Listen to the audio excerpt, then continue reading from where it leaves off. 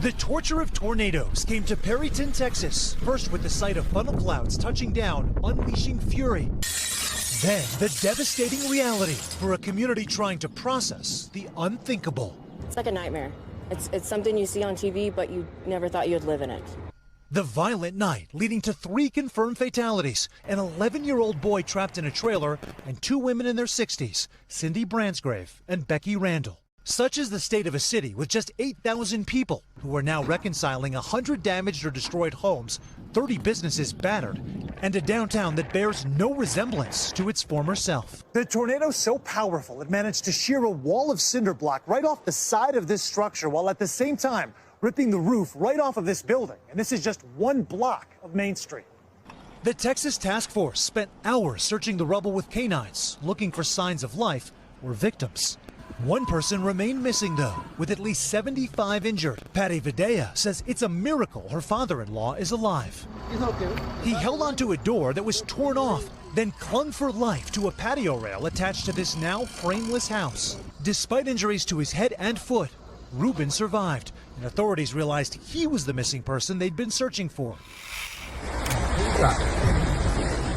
Strong storms were the protagonists this Tuesday in Spain, especially in the eastern part of the peninsula.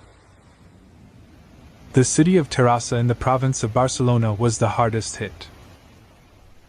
There is a flood in the town of Terrassa which is of concern. Roads and highways were closed due to flooding and landslides.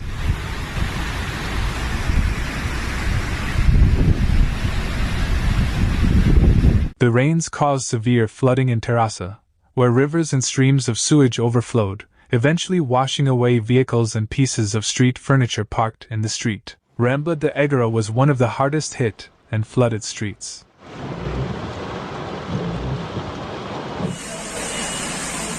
The rain had brought down the walls of the Museo Nacional de la Ciencia y la Técnica de Catalunya, in Terrassa. The crash caused water to spill into the basement of the building, and there were no fatalities. In the afternoon, the municipality of Terrassa recorded about 50 accidents in just 1 hour due to the violent storm. A rise in natural disasters associated with climate change is posing a significant threat to China's food security. This has raised concerns among climate experts, as this year will see the arrival of a weather phenomena known as El Niño, which will only exaggerate the problems. Experts worry that China will once again witness extreme conditions like droughts and floods, which will in turn cause major agricultural losses. Their concerns stem from the past experiences which the country has had with El Niño.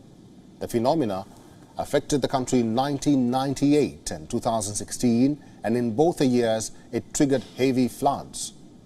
So now let's clarify what El Niño is. It is a climate pattern which causes unusual warming of surface waters in the eastern tropical Pacific Ocean.